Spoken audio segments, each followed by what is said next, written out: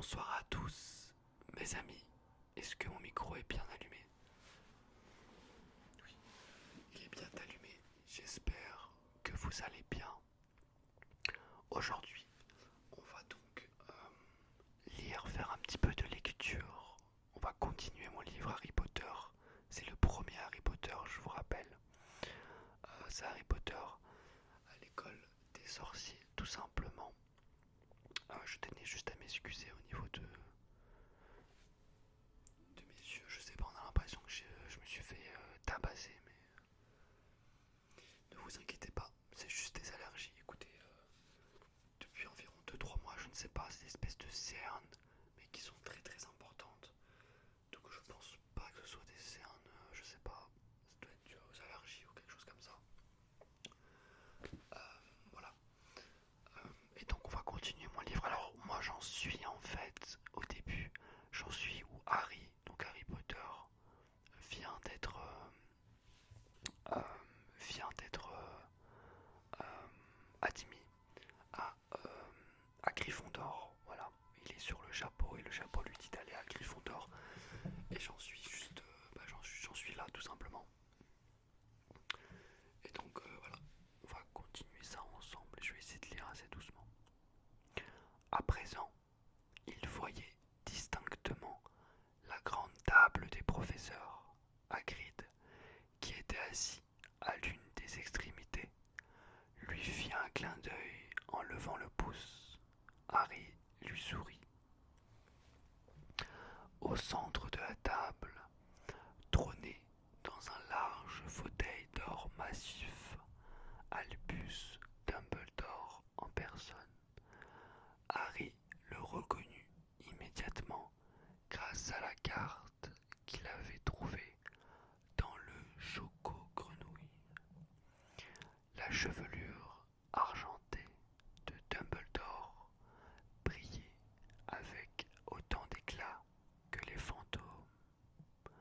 Harry reconnut également le professeur Quirrell, le jeune homme émotif qu'il avait rencontré au chaudron baveur. Il portait un grand turban violet qui lui donnait un air bizarre, ou loulou très bizarre.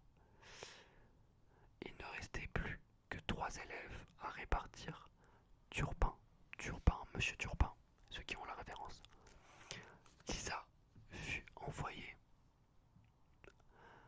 Euh, pardon, Lisa fut envoyée à Serdaigle, puis ce fut le tour de Ron. Il avait le teint verdâtre et Harry croisa les doigts sous la table. Un instant plus tard, le chapeau annonça Gryffondor. Harry applaudit bruyamment avec les autres, tandis que Ron se laissait tomber sur une chaise à côté de lui. Bravo, Ron, très très bien, vraiment, dit Percy, d'un ton pompeux, tandis que Sabini, Blaise, était envoyé à Serpentard. Le professeur McGonagall roula son parchemin et emporta le choix-peau.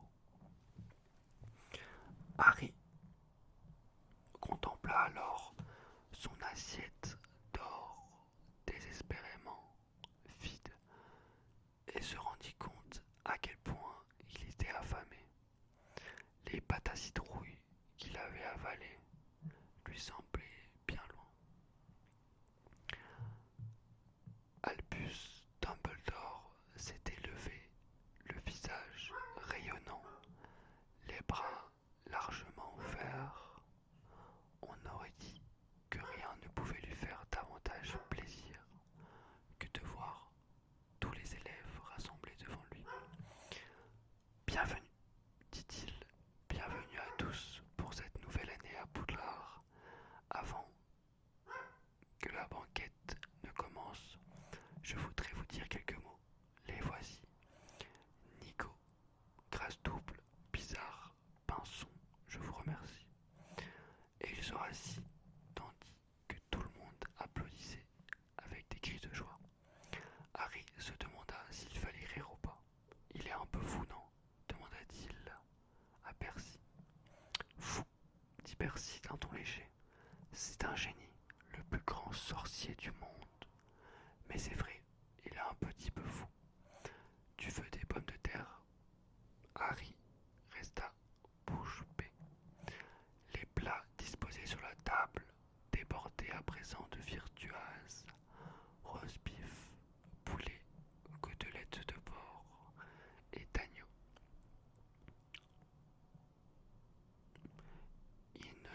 pas pour quelle raison des bonbons à la menthe les Dursley n'avaient jamais privé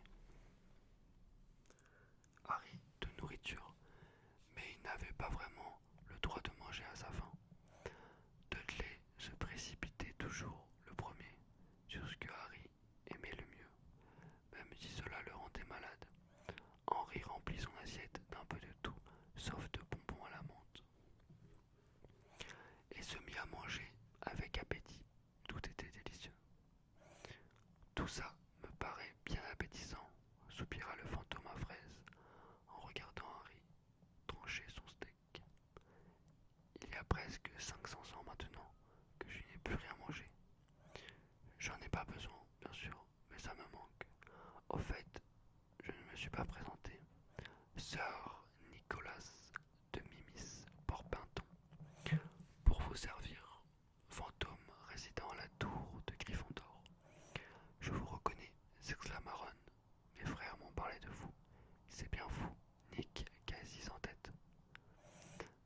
Je préfère que l'on m'appelle Sir Nicolas de Mimsy, dit le fantôme d'un air pincé. Quasi en tête l'interrompit.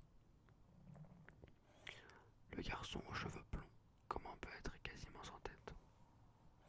Sir Nicolas sembla offensé. Visiblement, la conversation ne se déroulait pas selon ses vœux. Comme ceci, dit-il d'une voix agacée. Il prit son oreille gauche entre deux doigts et le tira vers le haut. Sa tête bascula alors vers la droite et tomba sur son épaule, comme si elle était arrachée à son cou par une charnière.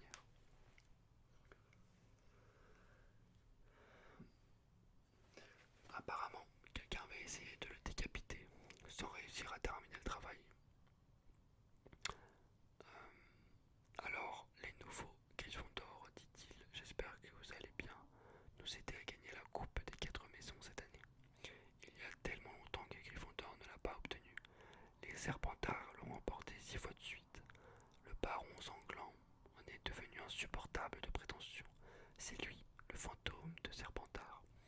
Harry jeta un coup d'œil à la table des Serpentards et aperçut un horrible fantôme, les yeux vides, le visage émacié, les vêtements maculés de taches de sang au reflet d'argent.